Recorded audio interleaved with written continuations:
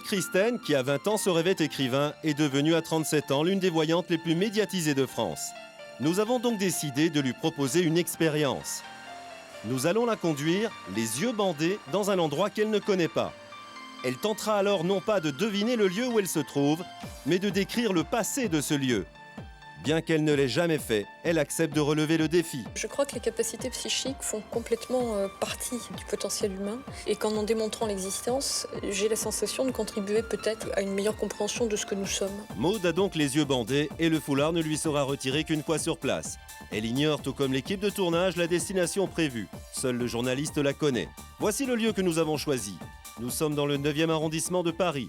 Cet immeuble a été construit dans les années 70 et rien ne reste de l'édifice qui s'y trouvait avant. L'expérience va se dérouler dans l'appartement de Madame Gazet qui attend l'arrivée de Maud Christen. Les stores ont été baissés pour empêcher la voyante de reconnaître le quartier. Ici se dressait l'un des cirques les plus célèbres de Paris. Le cirque Medrano, inauguré à la fin du 19e siècle, est dirigé par l'un des clowns les plus célèbres de l'époque, Medrano lui-même. Le cirque a connu son apogée entre les deux guerres, puis a été fermé, revendu et finalement détruit. 10h45. Après 30 minutes de voiture, Maud Christen arrive sur les lieux. Toujours avec les yeux bandés, elle est conduite au 4e étage.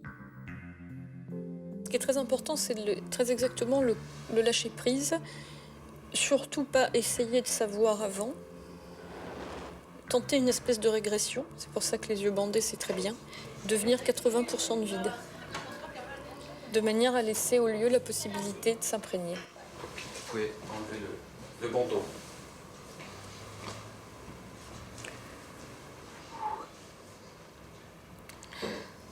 Ça fait un drôle d'effet de se retrouver chez des gens qu'on connaît pas. Mettez-vous à l'aise et... Ce qui suit maintenant est un condensé des 20 minutes pendant lesquelles Maud Christen a parlé et dit ce qu'elle ressentait. Ses propos n'ont pas été dénaturés par le montage et l'ordre chronologique a été respecté. On va essayer de savoir ce qui s'est passé dans ce lieu. Ces cartes lui sont indispensables. Une sorte de support, d'alphabet, qui permet d'après elle de mettre un peu d'ordre dans ses visions. Le problème, c'est que je ne sais pas si je suis en train de parler du lieu ou d'une personnalité, en fait, qui serait liée à ce lieu. Parce que c'est pas le lieu qui vibre comme ça, c'est quelqu'un. Et pour moi, c'est quelqu'un qui est décédé. Il y a quelque chose de théâtral dans ce que je ressens. Parce que moi, c'est ça que je ressens. Ouais. C'est une vibration de spectacle, de théâtre, de festif et à la fois très rétro, quoi. Et toutes les images que j'ai, c'est rétro. Ici, c'est un appartement contemporain, un peu 80, je dirais. Et moi, les images que j'ai, c'est du velours rouge, c'est des gens qui applaudissent, c'est du rire. Et à la fois, il y a quelque chose d'un peu tragique là-dedans, probablement dans la fin de l'histoire. C'est probablement une histoire de théâtre qui ne s'est pas très bien finie. D'où la vibration passionnelle que j'ai à la fin, qui n'est pas bonne. Mais le lieu en lui-même, il m'inspire des paillettes. J'ai des émotions assez lyriques, en fait. J'ai le visage d'une... J'ai le flash d'une femme qui se maquille. J'ai des espèces de grands chandeliers. J'ai des images de grands chandeliers. J'ai des très beaux escaliers aussi. Ce que je vois, c'est ça, donc ça n'a aucun rapport avec ce qui m'entoure, en fait. J'ai comme une sensation de déchéance personnelle, ou quelque chose qui a été vécu comme tel, qui me fait de la peine, quoi. Quelqu'un de meurtri, qui était probablement quelqu'un de bien, avec du talent et de la sensibilité, mais qui a terminé meurtri, très meurtri.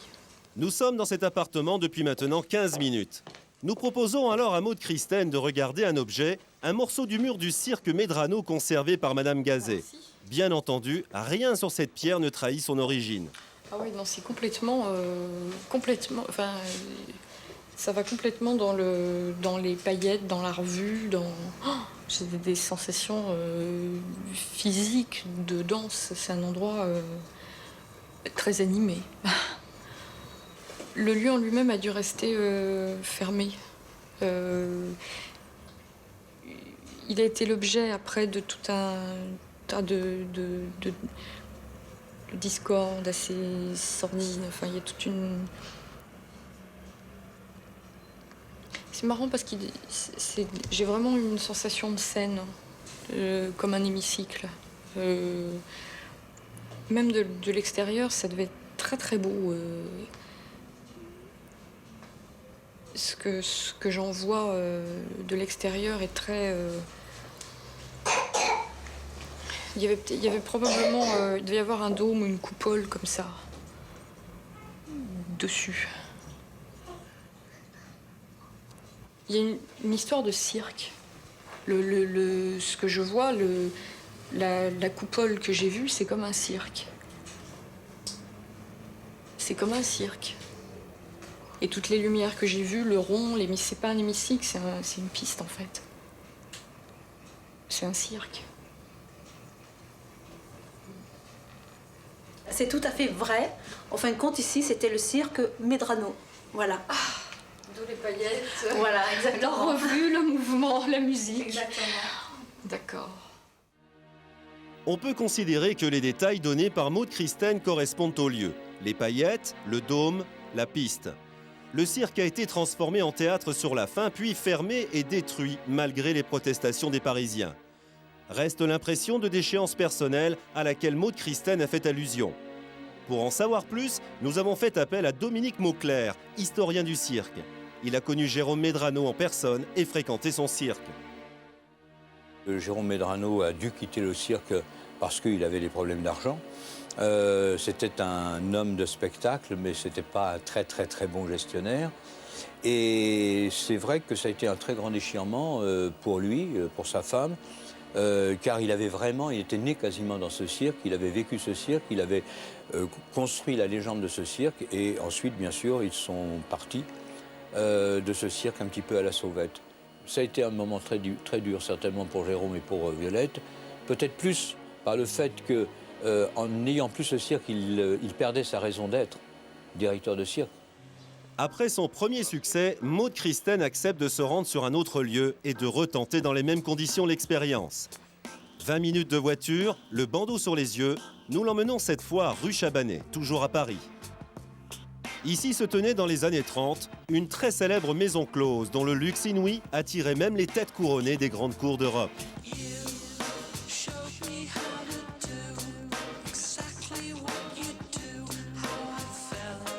À l'intérieur de cet immeuble, il n'y a plus aujourd'hui que des bureaux. Nous faisons entrer Maud Christen, qui ôte son bandeau dans le hall d'entrée. L'escalier est d'époque, il n'a pas changé. Cette fois, cela semble plus compliqué pour Maud Christen.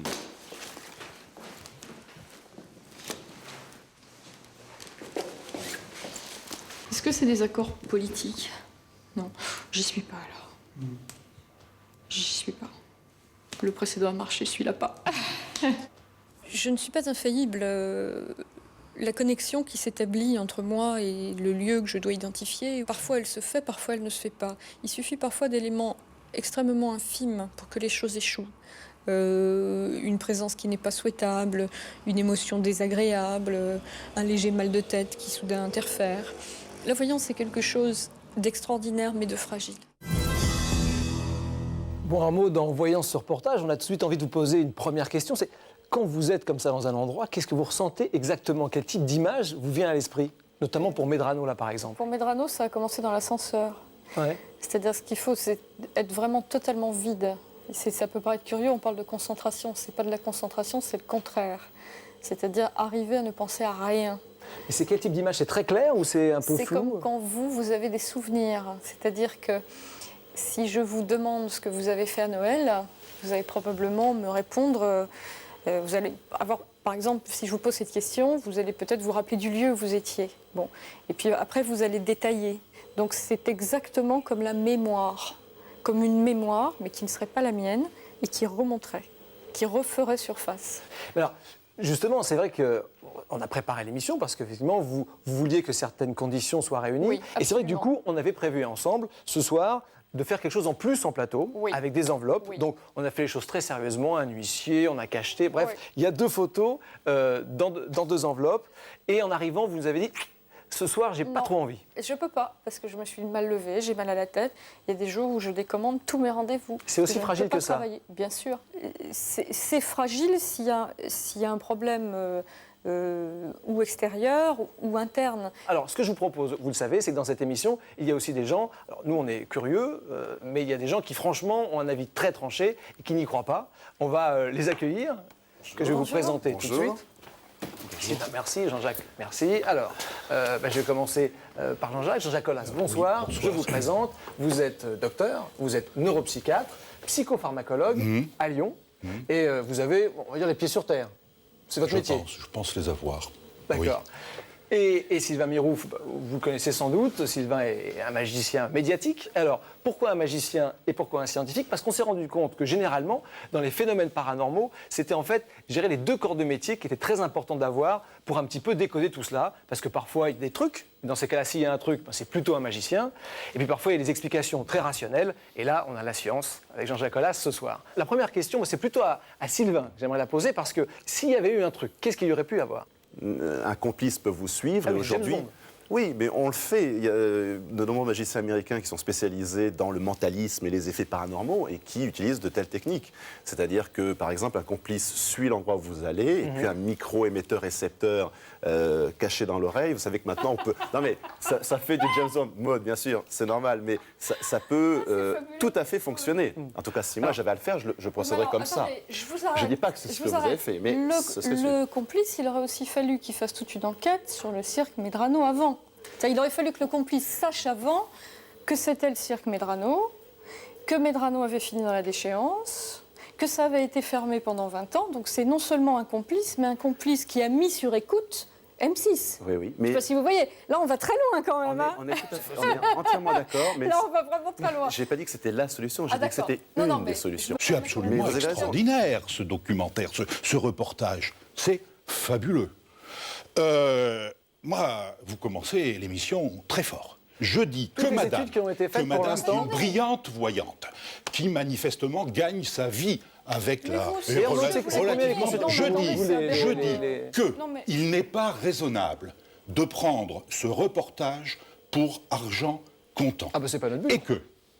Et que cette dame, charmante au demeurant, a beaucoup plus de raisons Le problème, de je suis vous pas tromper compétente. que de dire la vérité. Alors, docteur, est-ce que, Oui. donc, est-ce que dans gérer l'histoire des études scientifiques, Oui. est-ce qu'il y a des éléments Aucun. qui... Rien. Rien. Le Bon, dossier est vide. Jamais. Chaque fois qu'il y a eu un contrôle rigoureux, méthodologiquement correct, C'est parfaitement il s'est- faux.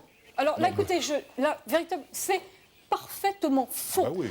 Toutes les grandes civilisations ont produit des systèmes de divination assez perfectionnés. Je pense au Yiking, sur lequel Confucius a travaillé pendant des années. Je pense aux runes. Je pense à la géomancie. Les histoires de voyance existent depuis l'aube de l'humanité sur tous les continents. C'est le seul endroit en Occident depuis 200 ans où on dit ça n'existe pas pour des raisons qui sont véritablement des raisons rationalistes. Parce qu'en France, le pouvoir intellectuel et politique, il est tenu par des gens comme vous. ils ont C'est des vous qui êtes une laboratoires. secte. Christelle, Votre- est-ce que face à des gens C'est effectivement, publié où avec lesquels vous n'êtes visiblement pas d'accord, Mais est-ce que vous justement, n'avez c'est pas pub- envie de leur dire, ben voilà, il y a 2 enveloppes, moi je vais Non, vous j'ai montrer, pas- etc. non, Qu'est-ce là, qui j'ai fait que brutalement ça vraiment passe pas pas, envie, là. Stéphane? On vous propose un test simple, Les enveloppes. qui, relativement bien contrôlé, sous contrôle d'huissier, etc. On l'a fait, absolument, ouais. Vous refusez de le faire sous prétexte de mal à la tête. Ça me pose quelques questions, madame, ça, sur votre Écoutez, honnêteté monsieur, intellectuelle. je vais vous parler brutalement. Si maintenant on vous demandait de faire l'amour avec une dame, vous en seriez capable? Là, maintenant? Tout de suite, là Moi, Ça oui. dépend qui. Moi, oui, j'ai pas... J'étais sûr. Non, non, il n'y a pas de souci. Bon, bah écoutez, on va éviter Bon. de glisser de, Non, non, mais sur ce attendez, terrain. on va glisser, parce qu'il y a quand même un effet émotionnel. Alors glissons. Oui. Compte tenu du contexte, il est bien évident qu'il oui, est dans ces absolument... conditions. Toutes les études de parapsychologie ont démontré qu'il fallait que ça marchait Mais que quand il y avait une Il harmonie. faut être naïf, bien sûr, il faut être naïf. Bon. Monsieur, vous confondez tout. Vous avez une représentation du en monde tous les qui cas, est bon, binaire, à l'évidence, limitée il et n'y a pas- meurtrière. il n'y a pas Parce qu'avec d'harmonie. le type de conception du monde Voilà. que vous avez, les connaissances du psychisme humain n'avancent pas. Eh bien, Et bien l'homme sûr. est en train de se dégrader, vous, elles la avancent, planète est en train c'est de sûr. sauter, parce qu'il y a des gens Voilà. comme vous qui partent du principe que l'esprit humain ne peut rien faire. En tous les Vous êtes cas- matérialiste, c'est votre non, façon de voir le monde, pour mais prendre- c'est une attitude de Maud, secte. Maud, Ce pour n'est pas prendre- une Maud, attitude scientifique. Maud. Je vais vous La expliquer un différence truc. entre vous et Allez-y. moi, madame, Vous c'est que vous, permettez. ça va vous Eh ben, amener cette justement. émission Eh ben, 3000 appels. justement, Et moi, je risque un procès au Conseil de Stéphane, l'Ordre. Voilà la dites-moi, seule différence. dites-moi. Stéphane, qu'est-ce que je vous ai dit avant cette émission? Je signale qu'exerçant depuis 14 ans, je ne peux pas prendre un seul client nouveau. Voilà.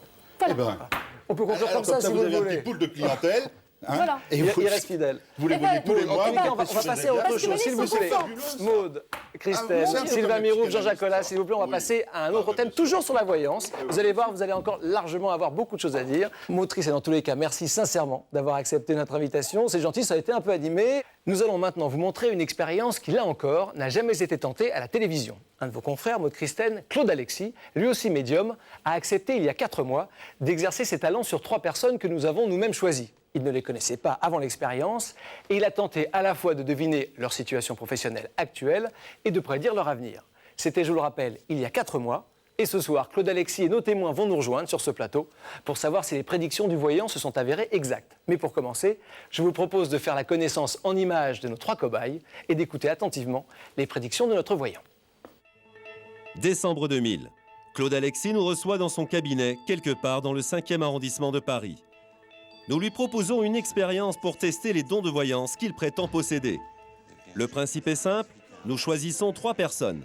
Il les reçoit et leur fait des prédictions. Dans 4 mois, nous vérifierons si les événements prédits se sont effectivement réalisés. Nos 3 témoins, les voici. D'abord Xavier, 30 ans, marié, sans enfant. Son domaine, c'est la finance. Il est banquier et il a plutôt les pieds sur terre. J'ai un a priori plutôt négatif en me disant de toute façon je n'y crois pas.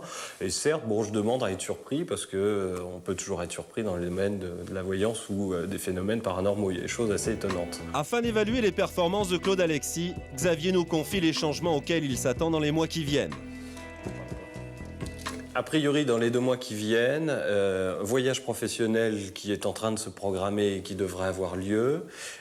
J'ai pour objectif d'acheter une voiture assez rapidement. Et puis, je dois avoir quelques précisions sur mon évolution professionnelle. Maud, elle, a 35 ans. Elle est mariée et a 2 enfants. Avocate spécialisée dans le droit du travail, elle exerce à son compte dans un cabinet qu'elle partage avec 2 confrères. Mais elle a aussi une petite particularité. J'ai la double nationalité franco-américaine. Ma mère est américaine. J'ai vécu 2 années aux États-Unis. Maud a été contactée par des chasseurs de tête. Elle envisage de changer de cabinet et pour 2002 peut-être un 3e enfant. Quant à la voyance, ce n'est pas exactement sa tasse de thé. J'exerce une profession où on ne laisse pas beaucoup de place à l'irrationnel. Donc a priori, la voyance, je n'y crois pas. Guillaume vit chez ses parents. Il est étudiant en 2e année de droit. À 22 ans, il mène une vie plutôt insouciante, partagée entre l'université et les copains. Ses projets, trouver un job, prendre un appartement et très bientôt partir en voyage en Espagne. Le paranormal est un sujet qui l'intéresse. Alors j'ai déjà fait des séances de spiritisme et très franchement je trouve ça assez sympa. Et donc j'ai toujours été attiré par les sciences occultes, mais la voyance c'est encore un domaine que je connais pas. Et justement, j'attends d'être bluffé. Samedi 16 décembre 2000. Notre expérience commence comme prévu en début d'après-midi chez Claude Alexis. Pour les besoins du tournage, nous installons sur sa chemise un micro sans fil. Nos 3 témoins ont l'adresse du rendez-vous. Ils vont arriver séparément. Premier à se lancer est Xavier, qui doit se plier aux habitudes du voyant. Ici, on ne parle pas, on ne raconte pas sa vie. Un prénom et une date de naissance suffisent. Démonstration. Alors, Xavier, le 24-06-70. Alors, vous allez avoir des grosses transformations qui vont se faire. Ces transformations se feront sur un point de vue professionnel. En moyenne, les consultations que nous avons filmées ont duré une trentaine de minutes. Nous avons réduit cette durée au montage pour ne garder que certains passages significatifs. Il y a, sur le lieu où vous vous trouvez, il y a également, vous avez une personne qui part.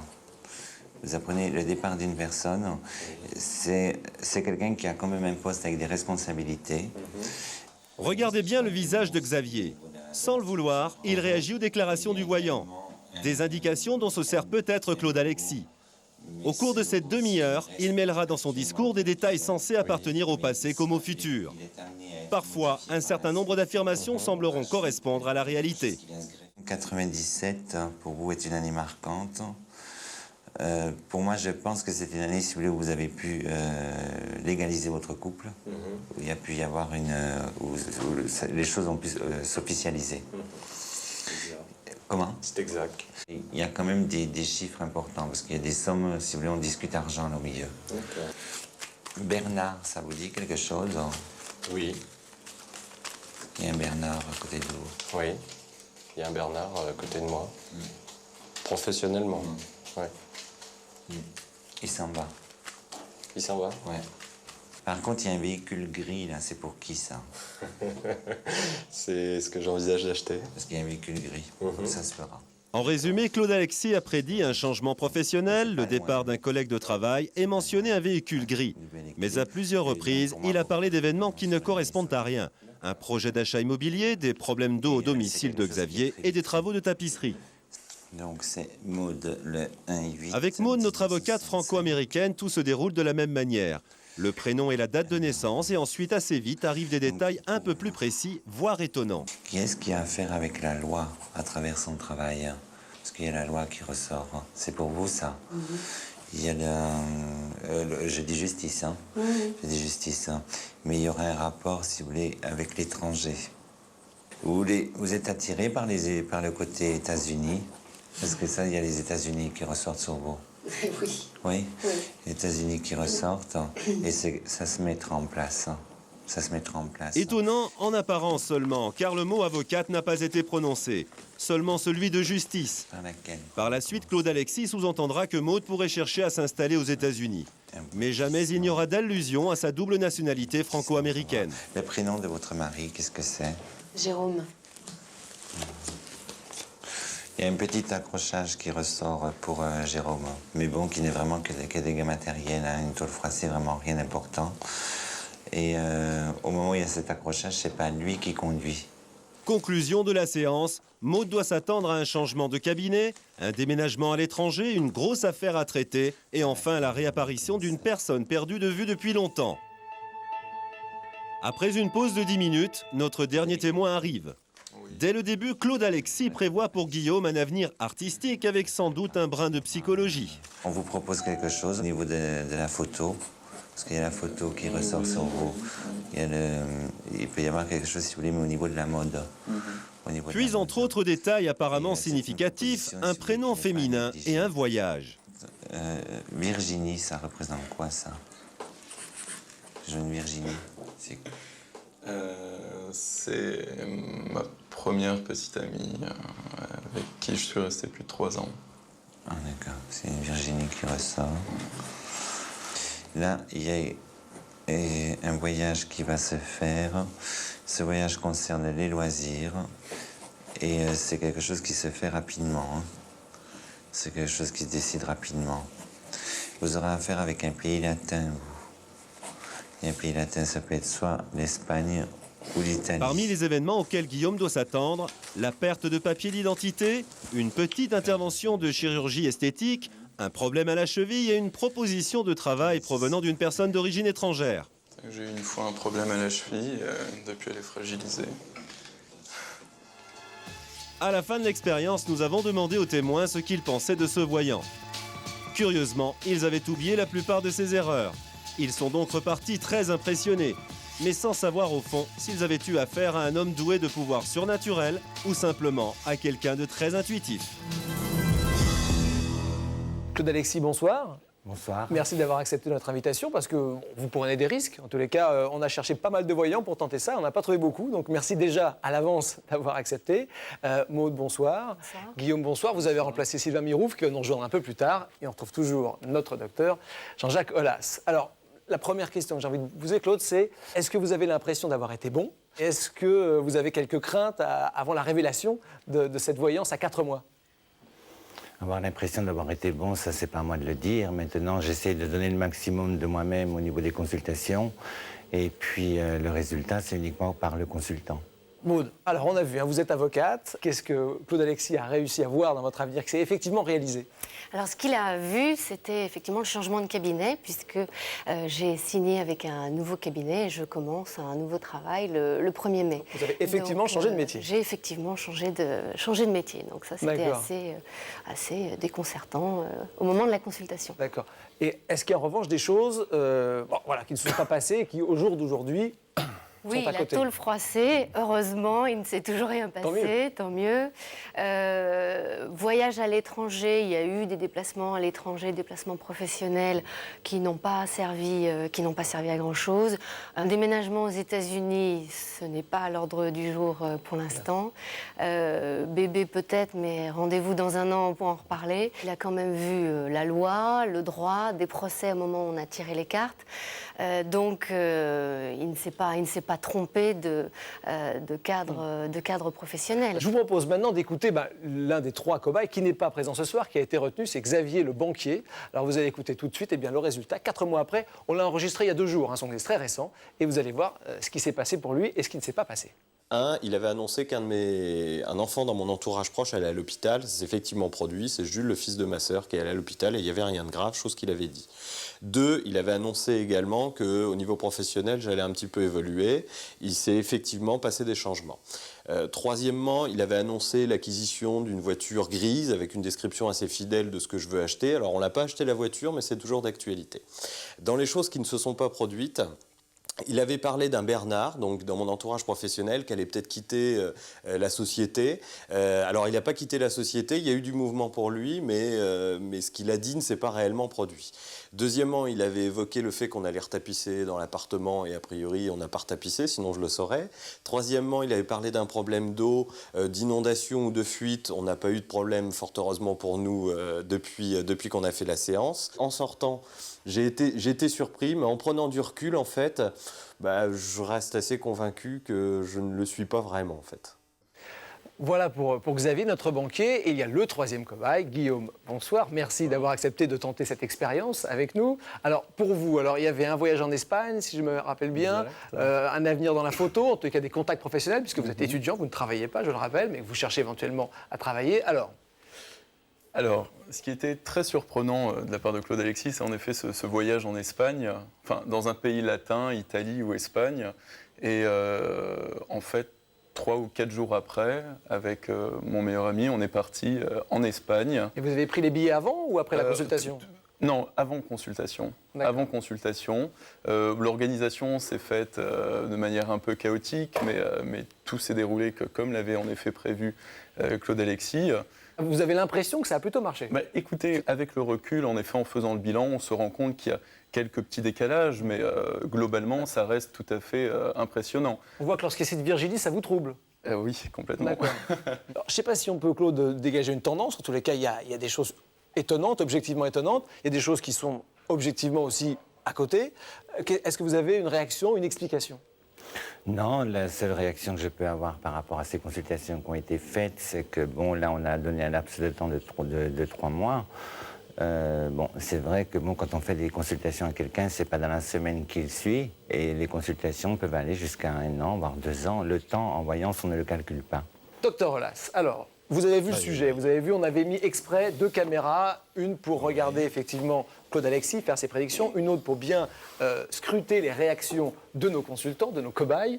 Alors, ça vous inspire quoi ? J'imagine que vu le nombre de prédictions qui ont été faites en l'espace de 30 minutes, de par la seule théorie des probabilités, il serait quand même fortement étonnant qu'il n'y en ait pas quelques-unes qui se réalisent. Il y a un deuxième élément. Moi, j'accorderais facilement à ce monsieur un don entre guillemets, de l'ordre de l'intuition, de la communication infraverbale, c'est-à-dire qu'il a peut-être le don de percevoir ce qui n'est pas exprimé. Enfin, de percevoir avec une marge d'erreur relativement réduite, ce qui donne l'impression de faire des bonnes prédictions. On dit que les voyants disent des choses très vagues, etc. Et là, il a pris quelques risques sur les prénoms, par exemple. C'est de la statistique aussi ?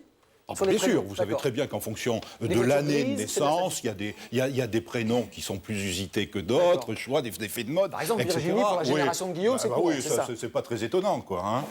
Elle serait appelée Eugénie ou Philomène, c'eût été quand même plus Et voiture grise, curieux. grosso modo, j'imagine qu'il y a beaucoup de voitures grises. Voiture grise pour un homme d'affaires, on l'imagine pas avec une voiture verte et des tomates rouges. Hein. D'accord. Pour les gens qui consultent, ou en tous les cas, bon, eux, ils l'ont fait un petit peu pour nous, mais est-ce que c'est utile? Est-ce que c'est dangereux?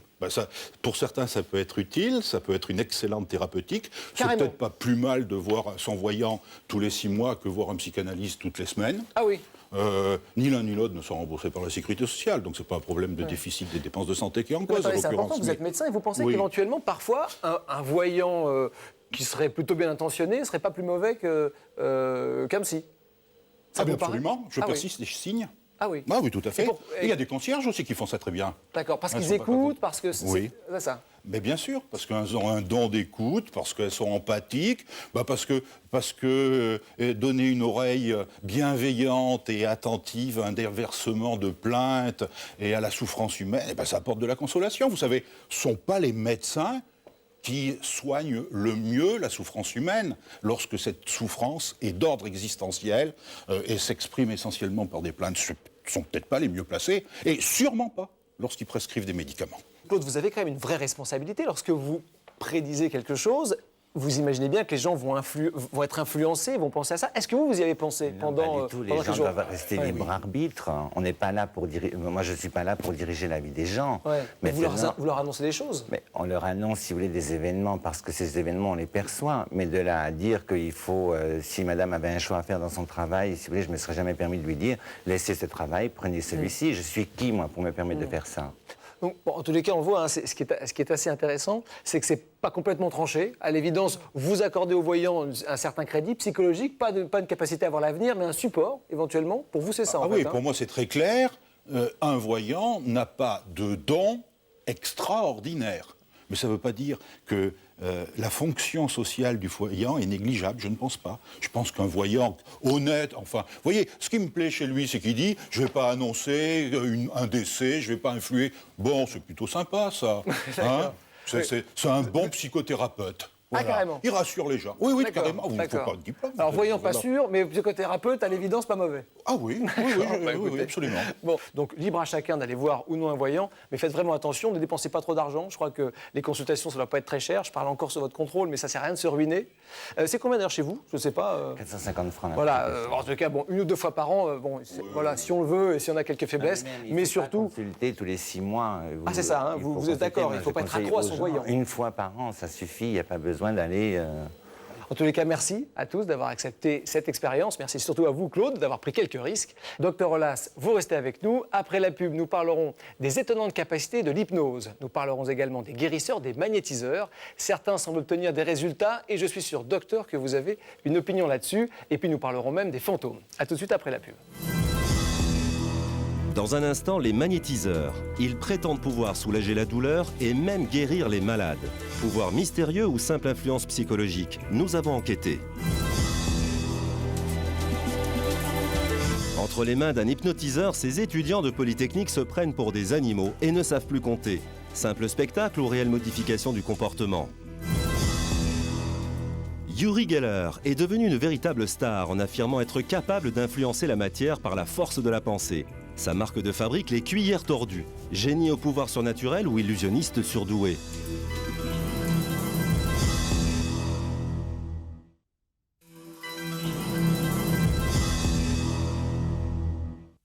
Voilà, retour sur le plateau de Normal Paranormal avec nos deux invités, Sylvain Mirouf, le célèbre magicien, et le docteur Jean-Jacques Aulas, neuropsychiatre à Lyon.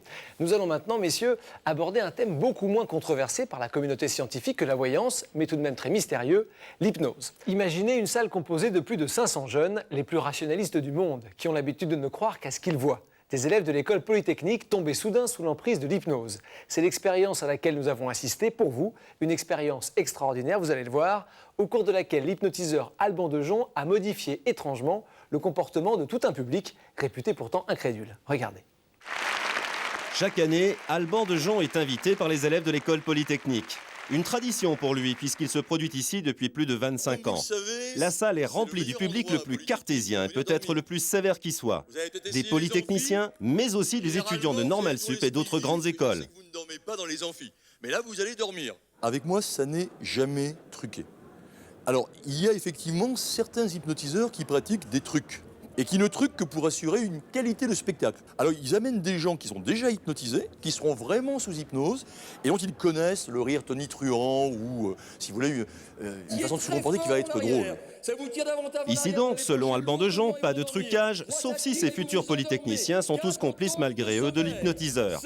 Or, dès le début, la plupart d'entre eux vont se prendre au jeu et se donner en spectacle jusqu'à se découvrir des réactions qu'ils ignoraient eux-mêmes.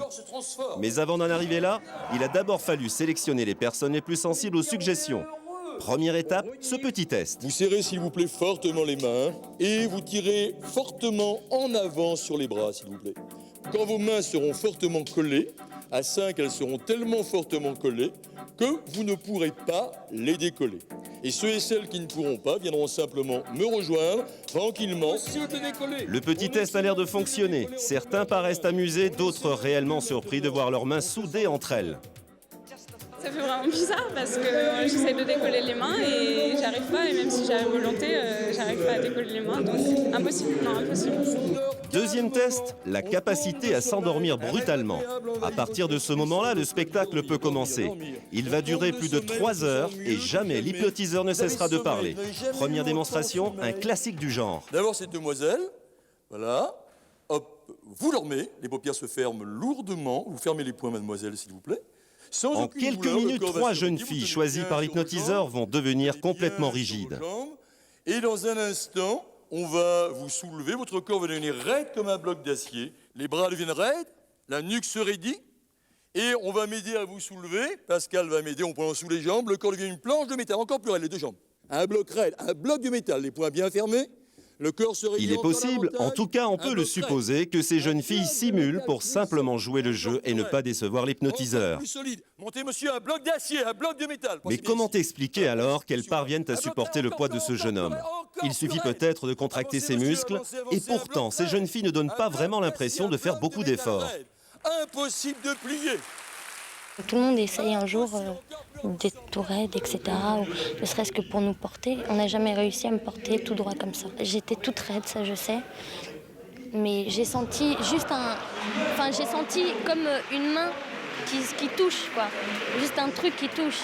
Mettez-les en bas, pas les uns sur les Une autres, conscience modifiée, des sensations inhabituelles. Pour ceux qui utilisent l'hypnose dans leur cabinet, tout cela s'explique facilement. L'hypnose n'a rien de magique. Toutes les peurs vont céder dès l'instant où la conscience lâche un petit peu.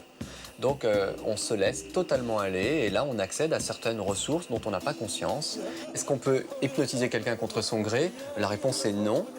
Tout comme on ne peut pas l'obliger à faire quelque chose dont elle n'aurait pas envie. On ne peut pas, si on n'a pas l'assentiment, si on n'a pas la confiance de l'autre, on ne peut pas la mettre en état d'hypnose. Vous allez pouvoir devenir maintenant un animal et en vivre des moments merveilleux. Votre corps se transforme. Et pour obéir aux suggestions de l'hypnotiseur, de la confiance, il en faut. Ces jeunes polytechniciens vont accepter de se comporter comme des animaux sous le regard amusé du public. Et on est bien, on est heureux. Et quel que soit l'animal qu'on est, on se positionne quelque part, près de congénères de son espèce. Et dans un instant, on va crier sa joie. Et on crie sa joie avec sa voix animale. On la crie totalement. On sent la force, la puissance. Complètement, totalement. On veut participer, mais après on se laisse faire. C'est une espèce d'état un peu mou, en fait. Et puis... Mais même au moment où il a demandé d'être un animal, je sentais même... J'avais une impression au niveau de la peau qui était un peu différente. C'était assez agréable. On va se Jeu de rôle, effet de groupe, pouvoir de l'imagination. Difficile de savoir s'il s'agit d'hypnose ou d'un simple défoulement collectif. Pourtant, d'après les spécialistes de l'hypnose, il existe des états hypnotiques moins spectaculaires, mais dont chacun de nous fait régulièrement l'expérience.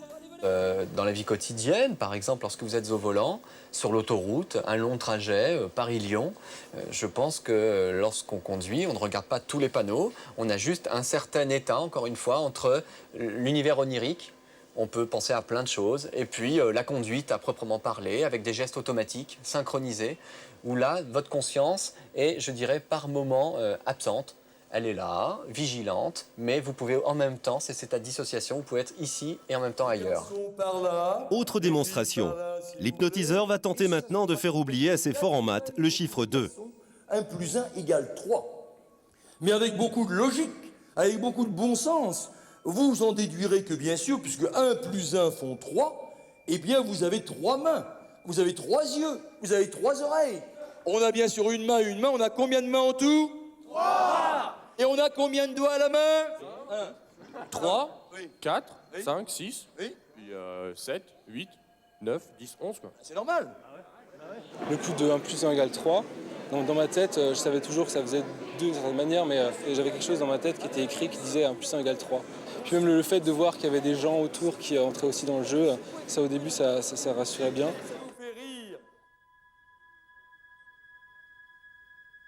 Ça a des enregistrements réalisés par un électroencéphalogramme. On a retrouvé des états bien différents de ceux qu'on peut connaître lorsqu'on est là en train de se parler ou lorsqu'on est en train de dormir, tout simplement. Et ce qui permettrait de dire que l'état d'hypnose, c'est entre ces 2 états-là. Entre veille et sommeil, donc. Une définition à vrai dire un peu floue, qui ne fait que décrire l'hypnose sans vraiment l'expliquer.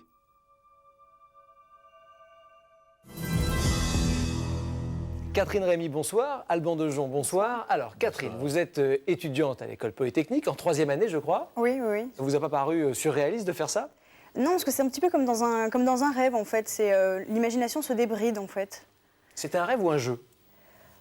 Les deux, un rêve et un jeu, je pense. Est-ce que vous aviez conscience que les autres faisaient des choses tout aussi surréalistes que vous? J'étais plus seule, non.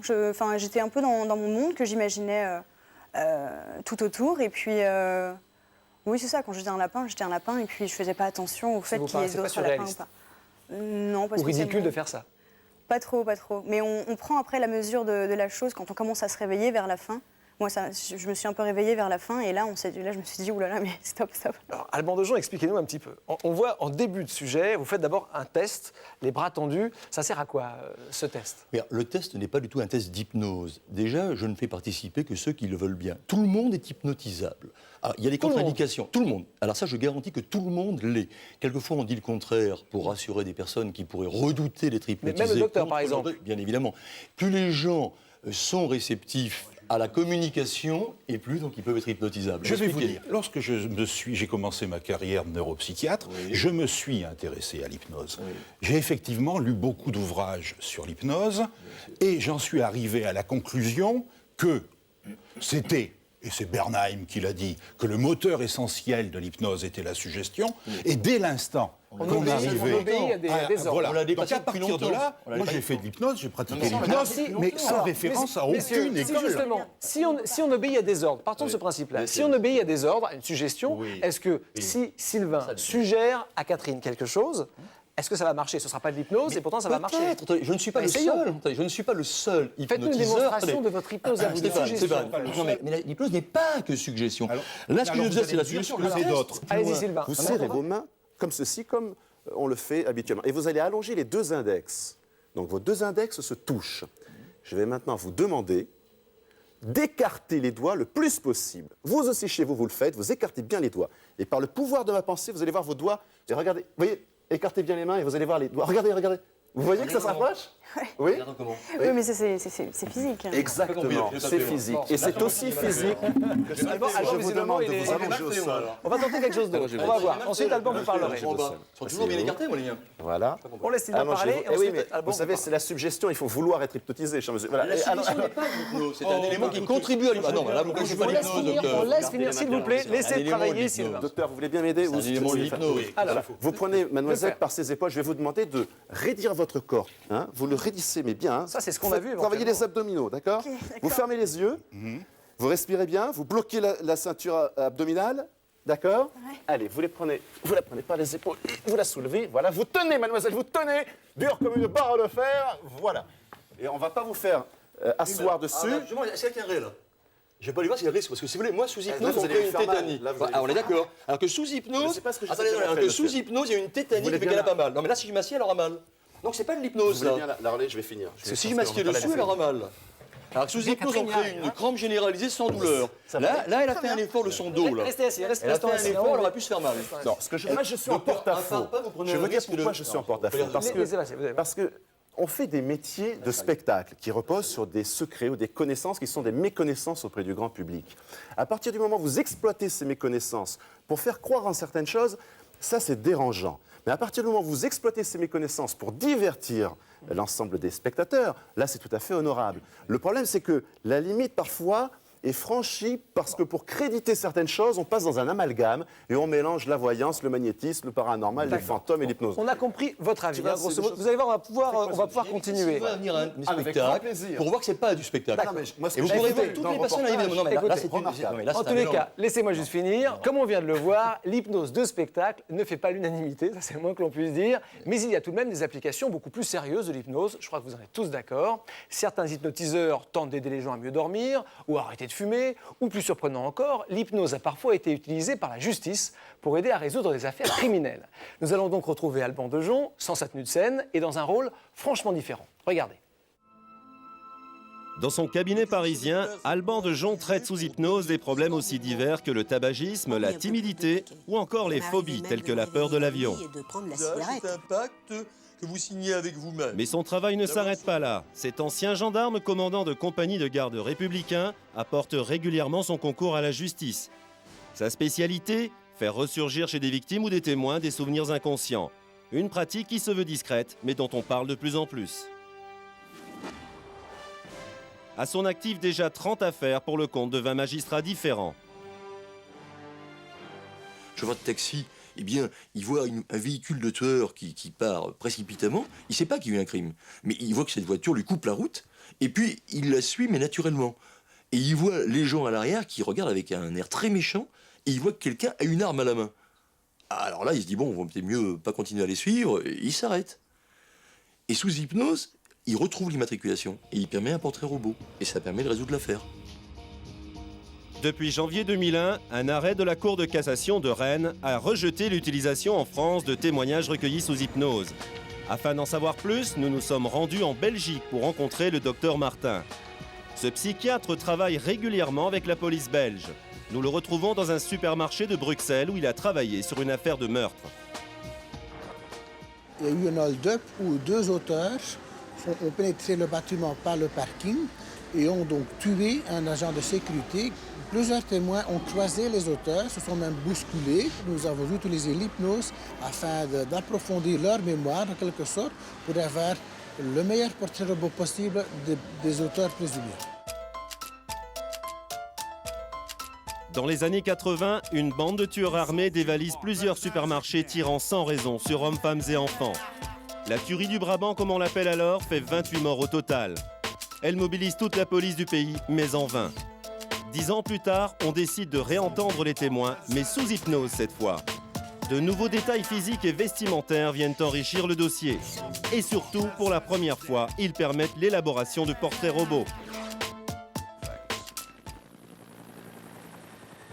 Claude Michaud est l'un des magistrats en charge de l'affaire.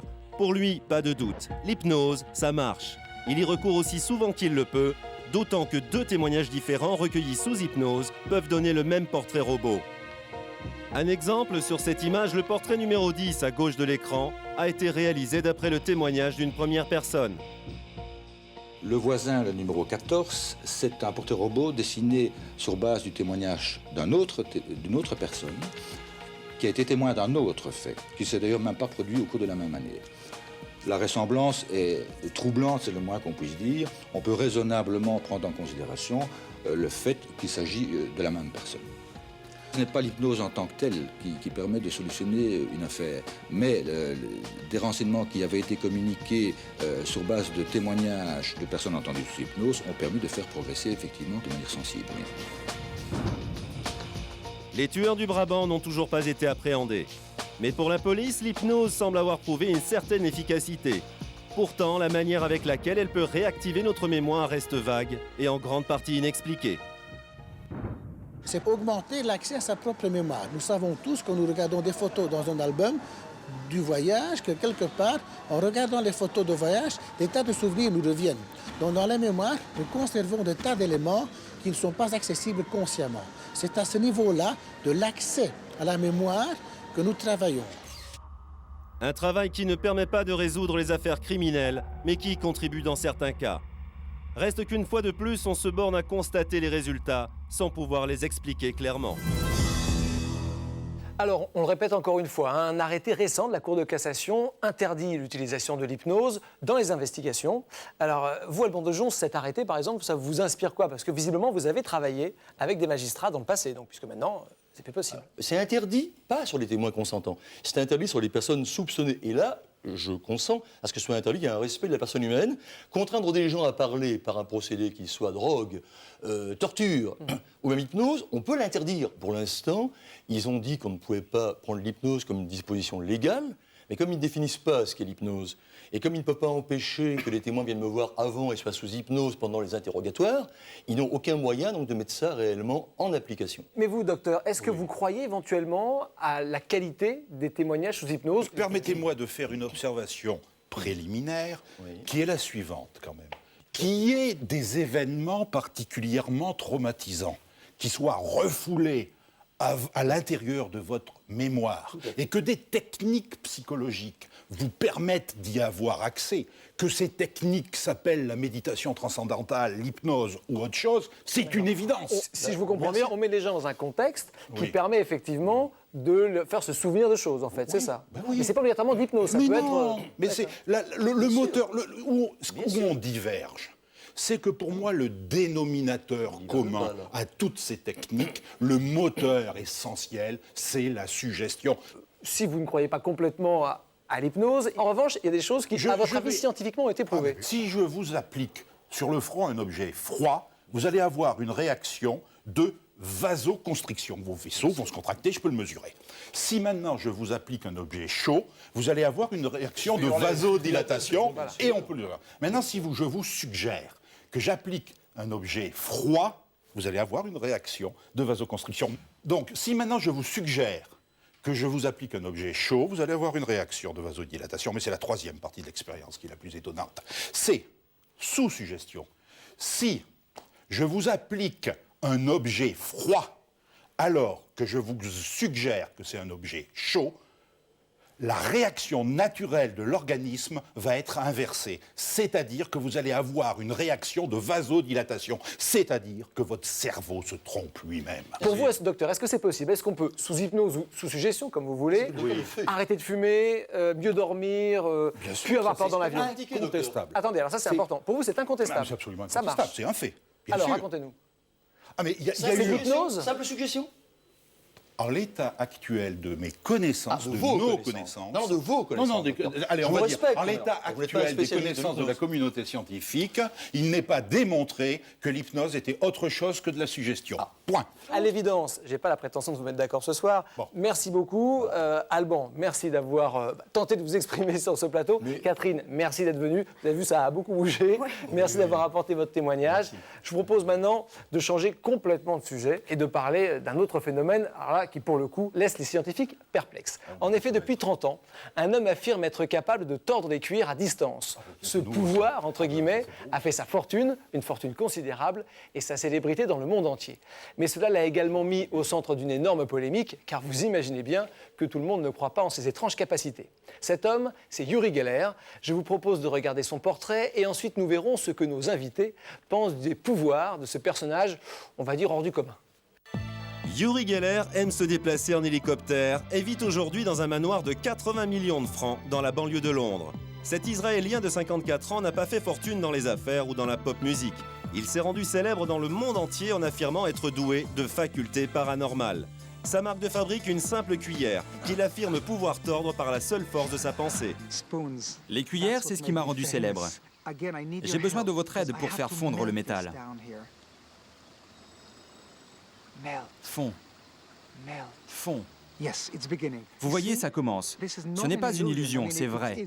Le métal fond, je le sens se ramollir. Fond. Fond. Fond. Vous voyez, il est très très souple maintenant, comme du plastique, regardez.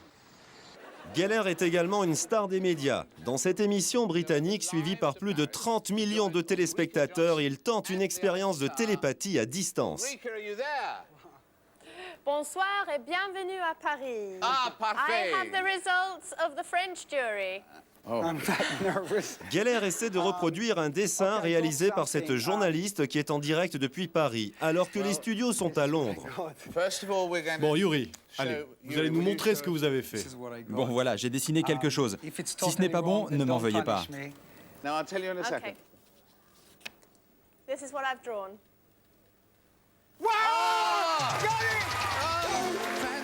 Comme souvent, Geller subjugue son auditoire. L'homme est passé maître dans l'art de la communication.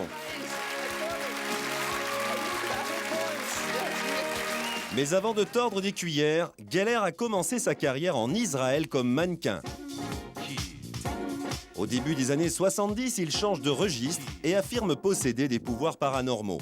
Il se prête partout dans le monde à des dizaines d'expériences sous contrôle scientifique. Certaines auraient donné des résultats troublants. En Allemagne, Geller tente même d'arrêter à distance un téléphérique. Au début, certains savants avouent leurs troubles, mais très vite, l'immense majorité de la communauté scientifique pense que Geller n'est qu'un magicien, habile, mais sans le moindre pouvoir paranormal. En 1987, alors que la polémique à son sujet est extrêmement vive, Geller fait une apparition remarquée sur le plateau de Droit de réponse de Michel Pollack. À la fin de l'émission, l'illusionniste Gérard Majax fait irruption sur le plateau. Il veut démystifier Geller en réalisant les mêmes tours que lui. Tout était truqué, c'est une mascarade, c'est de l'illusionnisme. Mais moi, ça me fait rire. Mais moi, je trouve que c'est dommage que Uri Geller... Est-ce qu'on peut faire une dernière expérience? En trichant, passez bien votre main. Pensez-y. Believe. Believe. J'ai un pouvoir. Moi aussi, maintenant... Il était à vous, Ladislas? Les deux hommes sont depuis en procès. Mais un autre homme a eu également quelques problèmes avec les médias. C'est Jean-Pierre Girard. Ce Français affirme être capable de tordre à distance des barres de métal et de faire bouger des objets sans les toucher. Là encore, des scientifiques s'intéressent à ses capacités et la société Péchinet va même jusqu'à réaliser des dizaines d'expériences avec lui. Certaines auraient donné des résultats qui troublent les savants de l'entreprise. Toujours sur le plateau de Droit de réponse, Girard tente cette fois de déplacer un objet par la force de la pensée.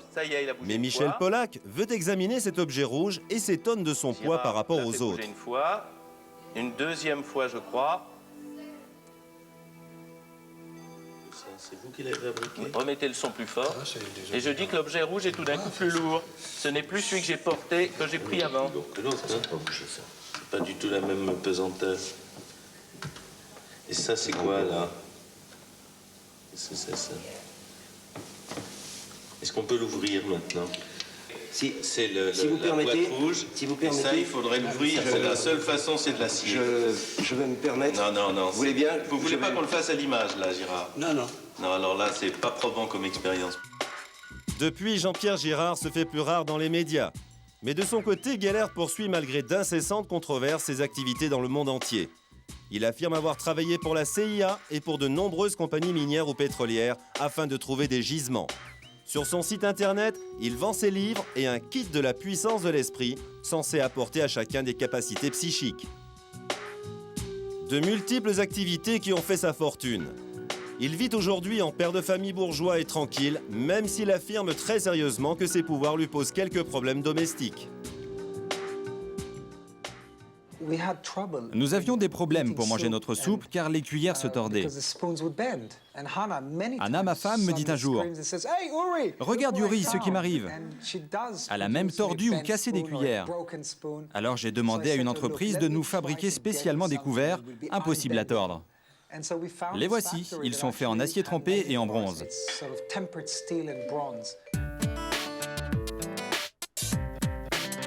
En tout cas, son incontestable charisme lui ont également permis de s'intégrer parfaitement dans le showbiz. On ne compte plus ses amis célèbres, des Spice Girls, à Mohamed Ali. Récemment, Geller s'est marié et son témoin n'était autre que Michael Jackson. Et comme toute star qui se respecte, Geller a ses petites coquetteries. Vous voyez, j'ai tordu seulement 10% des cuillères qui sont là. Les autres ont été tordues par un sculpteur qui a mis 7 mois pour les fixer sur la voiture. Cette sphère en cristal m'a été offerte par Salvador Dali. Et sur ce côté-ci de la voiture, cette cuillère appartenait à Elvis Presley. Celle-ci appartenait à John Lennon. J'ai bien connu John Lennon. Il m'a donné cette cuillère 4 ou 5 semaines avant d'être assassiné. C'est ma cuillère préférée. En 30 ans de carrière, les controverses et les critiques n'ont pas empêché Uri Geller de poursuivre avec succès ses activités. J'aimerais maintenant que vous alliez chercher dans vos tiroirs vos montres cassées. Et même si elles sont cassées, remontez-les. Et pendant 1 minute, tenez-les dans vos mains. Pensez à moi et dites 1, 2, 3, marche. Et une fois encore, 1, 2, 3, marche. Ouvrez vos mains et si votre montre a une trotteuse, regardez-la. Est-ce qu'elle s'est remise à fonctionner ? Voilà, alors Uri Geller était invité sur ce plateau. Alors il n'a pas souhaité venir, ou plus exactement, il ne voulait pas venir s'il y avait des contradicteurs sur le plateau, ce qui était le cas. On n'allait pas vous priver d'être là, hein, messieurs, ce soir. Donc on se prive de la présence de Uri Geller, c'est un peu dommage. Cela dit, on a vu ce qu'il faisait, on a vu un petit peu aussi son histoire. Alors je me tourne immédiatement vers Sylvain. Ça vous inspire quoi, la prestation d'Uri Geller ? Quand vous montrez un phénomène qui repose sur un trucage, une astuce, une subtilité, et que vous le faites passer pour réel, c'est-à-dire par un don, vous allez influencer la pensée d'une partie de la population qui vont croire mordicus que ce qu'ils ont vu est vrai. Mais ce que fait Uri Geller, les montres, les cuirs tordus, vous êtes capable, vous, de le faire ? Alors, les montres, on peut l'expliquer très simplement, sans faire du tort aux illusionnistes qui s'en servent encore, parce que c'est un truc assez ancien. Et en fait, parce qu'on prétend qu'on peut faire redémarrer une montre par la force de la pensée. Certaines montres, d'abord des montres très anciennes, parce qu'on s'est rendu compte que dans ces vieilles montres, à Gousset notamment, il y avait une espèce d'huile pour les rouages qui, avec le temps, se solidifiait. Comme du beurre qui fond dans la poêle et qui se solidifie quand il devient un peu trop froid. Mais c'est ce qui se passe un peu avec ces montres. Et pour les faire redémarrer, on les met dans la main, on les chauffe, et à la chaleur du corps, avec la température qui augmente sur le métal de la montre, et bien parfois, ça fait fondre la graisse et permet au mécanisme de repartir. Là, c'est même pas de la magie, c'est physique en fait. C'est totalement physique, au même titre que si je dis à nos amis, maintenant, ne m'envoyez pas si maintenant chez vous une ampoule explose. Sur les milliards d'ampoules qui sont, ne serait-ce que dans notre pays, forcément, il y en a un certain nombre qui vont éclater au moment même où je vais le dire. C'est ça, parce que Geller prend souvent les téléspectateurs à témoin. C'est un formidable communicateur et souvent il regarde les gens à travers l'écran et il leur dit voilà, chez vous, il va se passer ça. Et il y a des gens qui téléphonent. Oui, tout à fait. Mais c'est un artiste remarquable. C'est vrai que c'est un petit peu dommage qu'il ait passé la barrière et qu'il ait fait croire à des pouvoirs exagéré. Moi, je pense que malheureusement, il y a beaucoup de gens qui ont la naïveté de croire, mais il faut expliquer une chose, c'est que je crois que c'est enclin chez l'individu, le besoin de croire. On a tous besoin de croire. Certains croient en des dieux, d'autres croient en l'amour, d'autres croient en des choses auxquelles on se rattache. C'est simplement pour se rassurer. D'accord. Alors, montrez-nous par exemple autre chose qui pourrait être un autre phénomène. Un tour d'Uri Geller, par exemple. Ça, c'est les cuillères de Uri Geller. Oui, docteur. Alors, ça a fait sa fortune. Hein. Ça fait sa fortune. C'est des petites cuillères en inox. Je vais essayer de la chauffer. Alors, je vais faire tout doucement, voilà. Regardez bien, si on peut serrer, vous allez voir de la fumée qui se dégage de la cuillère. Je ne sais pas si ça va se voir à l'image. Regardez bien. Et elle commence tout doucement à, voyez-vous, et elle va petit à petit, regardez bien, se casser. Bon, évidemment, il y a un stratagème. Là, par exemple, on peut le dire ? Non, ça on ne peut pas le dire parce que des illusionnistes le font. Justement, parce qu'ils se servent de la publicité extraordinaire d'Uri Geller pour montrer cela à leurs amis. Et il y a plusieurs techniques qui existent différentes pour montrer qu'effectivement, on peut tordre les cuillères. Autre chose qui est très surprenante, qui passe très bien à la télévision, c'est le coup du dessin. Uri Geller, non seulement est doué, selon lui, effectivement, de pouvoir de psychokinèse, la capacité à influencer sur la matière, mais de télépathe. Alors là, il fait des coups formidables là-dessus. Alors, là, je vous ai amené un petit bloc. Alors, docteur, vous allez faire un dessin simple de façon à ce qu'il puisse être authentifié par la suite. Je me tourne, faites-le au centre de la feuille. Regardez, fermez les yeux. Je ferme les yeux, un dessin simple, de façon à ce que je puisse capter l'image de ce dessin. Alors, il faut bien expliquer pendant que le docteur fait son dessin, je ne regarde pas, que en temps réel, cette expérience durerait au moins une demi-heure, 1 heure. Oui, que là, pour la télévision... C'est vrai qu'Uri Geller fait durer très longtemps. Mais oui. Et aujourd'hui, la télévision doit aller vite, donc évidemment, je vais essayer de faire le truc vite. Vous pliez la feuille en 4, vous en faites une boulette, de sorte que je ne puisse pas voir le dessin. Voilà, moi je vais prendre une autre feuille. Vous me rendez le petit stylo, s'il vous plaît, voilà. Merci, docteur. Vous avez le dessin, hein. Vous voyez des... je vois des lignes. C'est un dessin assez linéaire, rectiligne, on va dire. Il y a des lignes. Faut que je réponde ? Oui, vous pouvez répondre. Absolument. Absolument, très bien. Est-ce qu'il y a la notion du carré dans votre dessin ? Je vois la notion du carré, c'est exact ? Absolument. Je vois... Attendez. Il y a de la... Je vois de la dimension. J'ai l'impression que c'est un cube. Vous avez dessiné un cube. Est-ce que vous pouvez montrer... Voilà, j'ai fait un cube rapidement sur la petite feuille. Et on va comparer. Donnez-moi votre dessin. On n'est pas complices, évidemment, il faut l'expliquer à nos amis. Tout à fait, tout à fait. Hein. Et regardez, voyez-vous, alors on voit bien, voilà, je l'ai peut-être mis à l'envers, voilà, ce sont 2 cubes. Donc pour vous, Uri Geller utilise ce genre de truc sur ce dessin, par exemple. Plein. Et alors, pour faire un dessin, il y a beaucoup de trucs différents. Oui, il y en a plein, il y en a vraiment beaucoup. Le plus simple étant le compère. C'est-à-dire que là, en l'occurrence, ce n'est pas notre cas, mais si j'avais donné un petit billet sous la table au docteur, mais un gros billet, on ne sait jamais, pour ses infos, bon, eh bien, il aurait peut-être accepté de créditer une expérience. Et il ne faut pas oublier que maintenant, aujourd'hui, certaines personnes ont fait des fortunes colossales, et c'est le cas de M. Geller, et qui peut évidemment aider à la tractation pour la réussite d'une expérience parfois un petit peu escroquée. C'est un magicien qui est devenu par la suite une espèce de faiseur de miracles, parce que économiquement, financièrement, c'était plus rentable. Il est plus riche que vous, quoi, grosso modo. Oui, mais ça, c'est son problème. S'il est plus heureux, tant mieux pour lui. Oui. Mais c'est même pas la question. C'est simplement que, après, il faut voir l'exploitation que l'on en fait. C'est-à-dire que moi, M. Geller, il ne me dérange absolument pas tant qu'il ne va pas essayer d'endoctriner certains individus par le biais de ses expériences. C'est ça, moi, qui me dérange. Voilà. C'est-à-dire, scientifiquement, est-ce qu'il y a eu des recherches, parce que finalement, il y a des gens qui y croient, donc est-ce que certains scientifiques ont essayé de mettre en évidence des choses comme ça? Et chaque fois qu'il y a un contrôle d'un illusionniste compétent, il n'y a aucun résultat. D'accord. Et sur la télépathie, est-ce que, oublions Uri Geller, est-ce qu'on a mis en évidence avec d'autres gens des formes de télépathie? Est-ce que c'est déjà arrivé? À ma connaissance, non. Non. Donc la télépathie n'a jamais été mise en évidence scientifiquement. Absolument. D'accord. Bon, messieurs, Bercy, nous allons maintenant changer de thème et aborder ce que l'on appelle couramment les guérisseurs ou les magnétiseurs. Être magnétiseur, c'est un métier tout à fait légal, inscrit au registre du commerce, même si, bien sûr, cette profession n'est pas reconnue, c'est le point que l'on puisse dire, par la médecine. Pourtant, dans les campagnes et même dans les villes, ils sont des dizaines de milliers à tenter de soulager leurs clients par des moyens mystérieux qui n'ont vraiment, mais alors vraiment rien à voir avec la médecine traditionnelle. Je vous propose maintenant de faire la connaissance en images de 2 magnétiseurs, Jean-Claude Odigier et Marie-Luce Lemapian.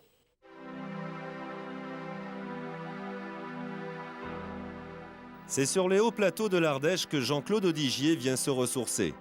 Il est magnétiseur radiesthésiste. Et son énergie, il dit la puiser dans ses pierres, une sorte de sanctuaire qu'il a lui-même érigé. Cet ancien gardien de chèvres a découvert il y a 20 ans qu'il possédait le don de guérir, un don, selon lui, venu du ciel. Le magnétiseur, le radiesthésiste, le sourcier, il n'a absolument pas d'énergie dans ses mains. On n'est qu'en chair et en os, comme tout le monde. Ce qu'il y a, il canalise l'énergie du haut et il la transmet à l'individu pour son problème qu'il va nous demander, en fait. C'est ça un peu la clé de la réussite. D'ailleurs, l'individu qui n'y croira pas ne vous fera pas de demande. Et ça marche, pourquoi? Parce que l'individu vous le demande, il y croit.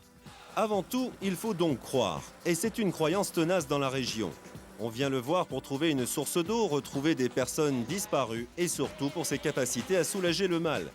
Scientifiquement, aucune étude n'a aujourd'hui prouvé l'existence du magnétisme et de ses vertus thérapeutiques. Cela n'a pourtant pas empêché Jean-Claude Odigier de monter un cabinet qu'il ouvre 3 fois par semaine. Et les demandes sont plutôt surprenantes. De l'aide pour réussir un examen, soulager un mal de dos et même détecter une dépression nerveuse par téléphone. Oui, qu'est-ce qui t'arrive? Elle est très fatiguée, elle fait une mini-déprime et je pense qu'il faut prendre patience et l'aider surtout, il faut l'aider. La salle d'attente ne désemplit pas. On se croirait chez un médecin. Bonjour. Bonjour madame. Ça va? Ça va. Rentrez. Asseyez-vous. Voilà, moi je venais vous voir parce que j'ai très mal à mon dos. Oui? Et ben, on m'a dit que j'avais une cruralgie, une sciatique, mais enfin, j'ai quand même très mal. J'aimerais bien que vous vous leviez un peu pour voir si vous êtes réceptive aujourd'hui. Quittez vos chaussures. Alors voilà, je vais voir si vous êtes réceptive. Je vais voir si vous êtes réceptive aujourd'hui. Je ne sais pas, je sens quelque chose. Je vais vous mettre les mains, je vais sentir si vous... Pour mettre en évidence son magnétisme, Jean-Claude Odigier attire vers lui sa cliente par simple imposition des mains. Oui, quand même, c'est pas mal, c'est pas mal. Je voudrais essayer, mettez-vous bien pieds joints. Hein. Je ne suis pas un médecin, je ne suis pas... Au contraire, les médecins, c'est des gens, on en a besoin. On est un complément d'aider les gens. Mais on va contrôler un peu ça. On va voir un petit peu d'où ça vient. Hein. Le pendule, c'est un instrument de travail. On peut travailler avec le regard, on peut travailler avec la main. C'est un nerf qui est pincé dans la colonne vertébrale. Alors je vais magnétiser Je vais magnétiser pour dépincer ce nerf.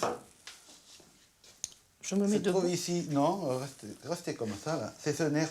Un pendule pour le diagnostic, l'imposition des mains pour les soins, absolument rien de médical ni de rationnel. Quant à la démonstration qui suit, rien a priori de très convaincant. Alors donc avec un pendule par exemple, vous voyez, on demande s'il y a une croix dessous. Vous voyez, il y a une croix là. Je demande s'il y a la croix. Le pendule tourne dans les aiguilles d'une montre. Il me dit oui. Il dit oui.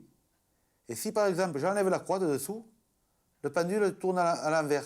Il me dit non, il n'y est plus. Et là quand on regarde chez quelqu'un, un individu ou chez un animal, s'il a un problème par exemple, pour savoir l'endroit où le nerf est pincé dans la colonne, ou s'il a un petit problème, on regarde de quel endroit ça vient, s'il a une perturbation, si c'est le cœur, la tension, si c'est le foie, alors on regarde, puis on cherche. Alors le pendule, lui, il tournera à l'endroit où vous avez un problème. Et tout est de l'intuition. Vous avez de l'intuition, c'est instantané. Ça ne s'explique pas scientifiquement, c'est comme ça. Je vous remercie. Et je vous dois combien, monsieur? Ce que vous voulez, ce que vous voulez. Bah, écoutez, ce que vous voulez. Voilà.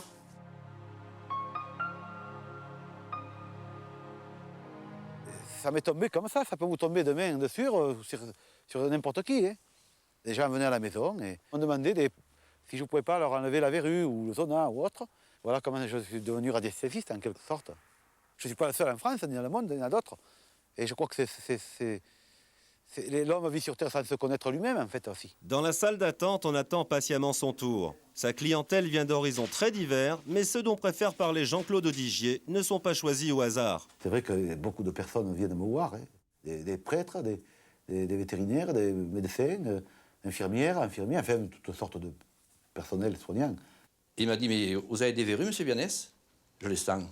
Je lui ai dit, oui, j'ai 2 verrues et il y a un certain temps que j'ai 2 grosses verrues au pouce et à l'index. Il m'a pris ma main, il m'a fait 2 ou 3 signes de croix sur les 2 verrues, et au bout de quelques temps, les verrues se sont desséchées. Et vous voyez, maintenant, j'ai le pouce et l'index tout à fait normal, il n'y a absolument rien plus. Il faut quand même y croire. On n'est pas des charlatans. Là, il y a des milliers de lettres de témoignages, des milliers de lettres, mais il y a des adresses, on peut consulter, il y a des adresses sur des tas de domaines, hein, sur de l'eczéma, sur un kyste, sur des verrues.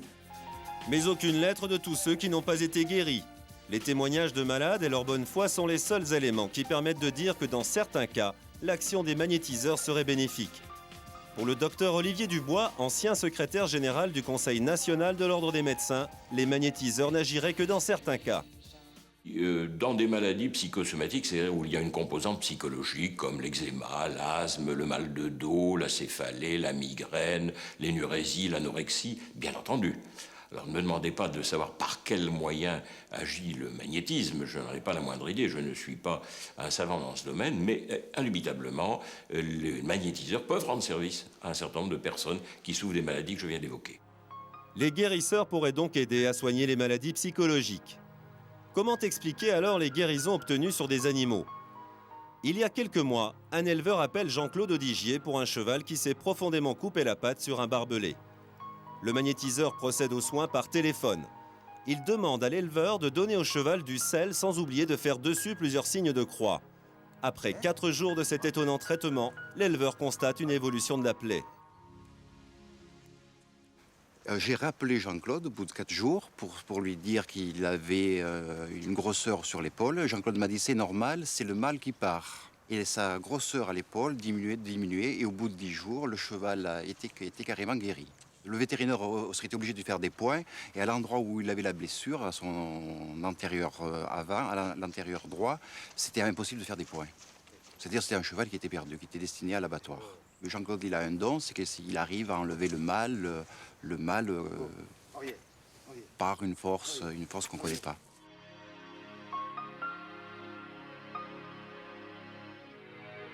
Un résultat troublant que les vétérinaires de la région ne peuvent que constater.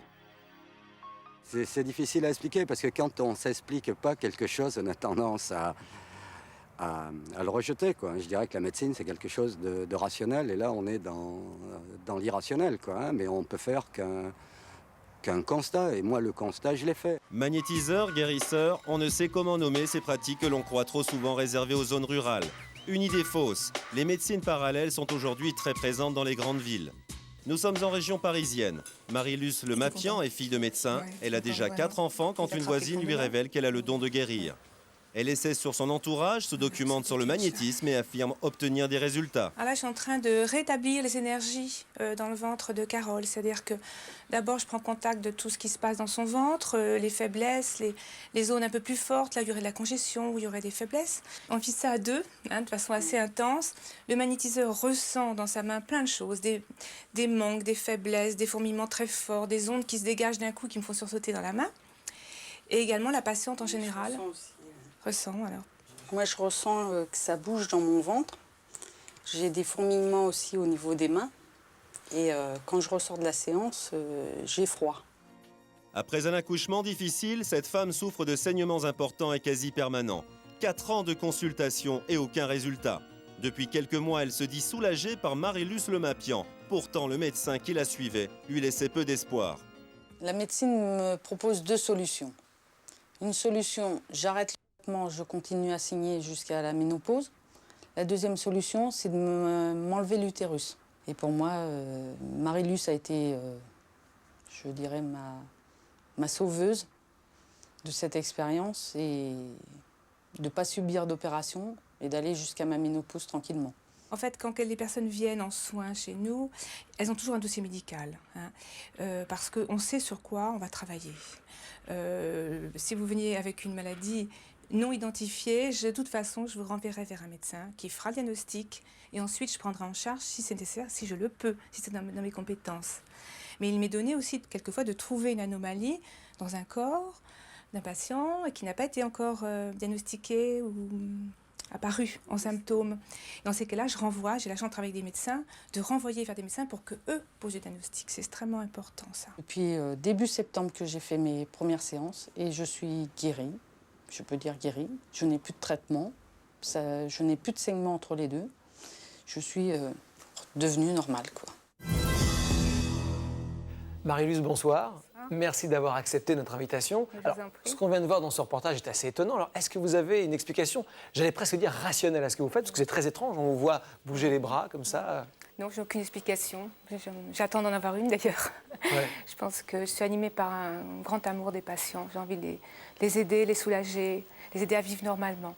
Donc c'est ça qui m'anime. Et c'est la seule explication que je peux donner. Vous avez conscience de la responsabilité quand même très importante, parce que les gens viennent vous voir visiblement en attente de quelque chose. Ouais. Et ça ne vous intimide pas considérablement, ça ? Ça pourrait m'impressionner, mais j'essaie de rester simple, de rester à leur écoute, à leur service, mais avec un grand S, et puis les soulager, de faire ce que je peux pour eux. On a des témoignages, la bonne foi des patients ou des clients de Marie-Luce est évident. Ce sont des gens qui croient sincèrement avoir été guéris. Qu'est-ce que vous avez à nous dire là-dessus ? J'aurais plusieurs observations à faire. Dans le reportage qui vous concerne, il y a une dame qui avait donc des saignements, des métrorragies, qui avait, et pendant 4 ans, la médecine classique n'a rien pu pour elle, et avec vos passes magnétiques, vous l'avez guérie. Hein, elle n'a plus de métrorragie. Je me permettrai de vous faire remarquer que Marie Cardinal, dans un roman tout à fait étonnant qui s'appelle Les mots pour le dire, a obtenu la même chose avec la psychanalyse. Tout ça, sa conviction, la conviction de cette dame dans son pouvoir de guérir est extraordinaire, est absolument extraordinaire. Et c'est évident que cette dame est de bonne foi. Si on fait le catalogue de toutes les études sérieuses qui ont été faites dans ce domaine et qu'on s'aperçoit qu'il n'y a pas de différence entre le magnétiseur et le placebo de magnétiseur, ça pose question. On dit tiens, là aussi, il y a un moteur commun qui est... Alors, comment on va appeler ça ? L'effet placebo, la suggestion ? Peu importe. Mais la conviction du thérapeute, qu'il soit médecin ou non, la conviction associée à la conviction du patient, mais ça me donne un effet placebo maximum. Alors, comment vous expliquez ? Alors, comment j'explique ? Comment vous expliquez que parfois, certains médecins n'arrivent pas à des résultats, par exemple, et que les magnétiseurs y arrivent ? Ce serait quoi la différence ? Qu'il y a un certain nombre de médecins qui, sur le plan psychologique, sont plus que limités. Hein, il y a un certain nombre de consultations médicales. Je vais encore avoir des problèmes avec l'ordre, mais peu importe. Il y a un certain nombre de consultations médicales... Le médicament ne fait pas tout, c'est ça que vous voulez dire. Qui se résume à 5 minutes avec prescription d'un médicament. On ne peut pas dire que la prise en charge psychologique, la bienveillance, la sympathie, l'empathie soit particulièrement favorisée dans ce cadre-là. Hein. Et donc, lorsqu'on se contente de faire une prescription de médicaments et comme ça... L'effet psychologique, il est mineur, là. D'accord. Je ne dis pas qu'il n'existe pas, mais et le il est médicament ne petit. suffit pas pour vous. Il faudrait autre chose en plus. Mais voilà. Mais que j'ai la foi pour soigner mes patients, c'est OK, c'est d'accord, j'en doute pas. Mais quand je soigne un petit bébé de 2-3 mois pour un canal lacrymal bouché ou des colites très forts, cet enfant, comme j'en ai soigné un qui avait 8 jours, cet enfant, l'effet placebo. Bon, alors vous avez la chance, comme moi, et comme la grosse majorité des médecins, de soigner des troubles qui, dans 70% des cas, guérissent tout seuls. Alors, si j'ai bien compris, il y a une partie de statistiques, c'est-à-dire il y a des maladies qui partent toutes seules. Et puis, ensuite, il y a une partie de thérapie, et vous pensez que certains guérisseurs sont des très bons thérapeutes? Ah, mais ce sont d'excellents thérapeutes. Carrément. Ce sont d'excellents thérapeutes, parce que, qu'est-ce qu'on a vu? Des lombalgies. On a vu des verrues. Qu'est-ce qu'on a vu encore? Des migraines, enfin, tout ça, comme disait mon confrère là, Olivier Dubois, c'est une pathologie extrêmement psychosomatique, psychofonctionnelle et placebo-sensible. D'accord. Marie-Luce, est-ce que vous avez une explication qui va un peu plus loin? Vous disiez que vous étiez un peu à court d'explications, mais est-ce que ça vous paraît crédible? Je n'ai pas d'explication à donner. Certainement, vous êtes médecin, vous avez certainement raison. Mais enfin, disons que je fais certains soins, comme les brûlures par exemple, ou les hémorragies, que j'ai la chance de pouvoir soulager uniquement par des rituels, des secrets, des formules secrètes, on va dire, qui ont vraiment un résultat, alors que les patients, je ne suis pas à côté. Alors, ça, c'est très particulier. Les charmeurs de feu, c'est vrai qu'on en parle beaucoup dans les campagnes. Hein. C'est des brûlures, on fait... Alors, c'est presque un peu de la magie quand même. Vous faites des signes de croix, souvent, des choses comme ça? Oui, effectivement, ça fait partie du rituel. Est-ce que vous avez un pourcentage? Est-ce que vous savez... en magnétisme? En général, oui, en les gens qui viennent vous voir. Il y a quand même... facilement 80% quand même de réussite, de guérison, mais sur des maladies bénignes, de tout, parfois plus graves. Absolument de tout. Alors là, explication, mais de tout, oui. Attendez, de tout. Pas de tout, de différentes choses, des souffrances, des problèmes. À méningocoque, même des choses très graves, parce que là c'est important, il y a beaucoup de gens qui nous regardent, donc il ne faut pas non plus laisser on va avoir, bien sûr, comme disait le docteur Dubois, tous les problèmes de maladies psychosomatiques, c'est certain. Bon, on va avoir aussi quand même au niveau certains kystes quand même qui peuvent disparaître, certains fibromes qui peuvent se dessécher, des choses, on peut avoir une intervention dans certains domaines de... Là, ça vous laisse plus perplexe, j'imagine? Oh non, pas du tout. Il y a un certain nombre de pathologies de ce type-là qui évoluent favorablement, Dieu merci, vers la guérison. Mais moi, lorsque je parle de pathologies graves, ce sont des septicémies. Enfin, ce qui fait quand même que la médecine moderne a eu des progrès thérapeutiques considérables depuis le dernier siècle. C'est indéniable. Bon. Il y a quand même beaucoup de choses extrêmement troublantes, extrêmement négatives qui se passent dans votre milieu. Il y a des gens qui ne sont pas toujours très recommandables. D'abord, ceux qui essayent de vous extorquer un maximum d'argent. Donc ça, il faut vraiment faire attention. Il n'y a pas de raison que votre service coûte très cher, j'imagine. Il n'y a pas de raison pour une cotation d'un petit spécialiste, on va dire. D'accord. Donc les gens qui demandent des dizaines de milliers de francs pour guérir, il faut vraiment les fuir. C'est une escroquerie, véritablement, oui. Alors, quelles sont les prudences à avoir si on veut aller voir? Les prudences, quand même, c'est d'avoir un diagnostic correct. Et ça, en général, ce sont les médecins ça reste incontournable. les mieux placés. Donc, une fois que vous avez un diagnostic correct, on sait bien que si on vous fait un diagnostic de maladie grave à 80% mortel, il vaut mieux s'adresser à la médecine académique qu'au magnétiseur. Les médecins, c'est le plus important à aller voir.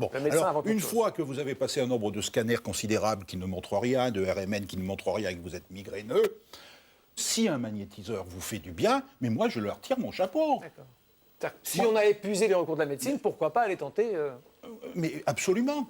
Moi, je pense que les magnétiseurs, sérieux comme madame, parce que c'est vrai qu'il y a un grand nombre de charlatans qu'il faut dénoncer, mais ce type de magnétisme ont une fonction, vous savez, le pouvoir de guérir, c'est pas réservé à ma corporation. Il y a des gens qui peuvent faire du bien. Mais oui, il y a des gens qui font du bien. Mais cette dame, elle peut faire du bien, regardez. Elle est pleine de douceur, de gentillesse, etc. Elle a une empathie fantastique. Mais je suis désolé, elle n'a pas le don. Si, elle a le don qui est de l'ordre de la conviction, de la bienveillance. Mais le magnétisme, il n'a rien à voir là-dedans. Bon, écoutez, merci beaucoup en tous les cas, Marie-Luce, d'avoir accepté de venir sur ce plateau. Je vous propose maintenant d'aborder un domaine qui n'a rien, mais alors absolument rien de scientifique, puisqu'il s'agit des fantômes. Et là, c'est plutôt simple, on y croit ou pas. Lors de la préparation de cette émission, nous avons rencontré des personnes qui croient aux fantômes le plus sincèrement du monde, et nous les avons suivis, sans trop y croire, pour être, pourquoi pas nous aussi, témoins de phénomènes étranges. Regardez ce que ça a donné. Au cœur des Ardennes belges, la petite ville de Chimay et son château. Derrière ces murs austères vivent depuis plus de 1000 ans les Caraman-Chimay.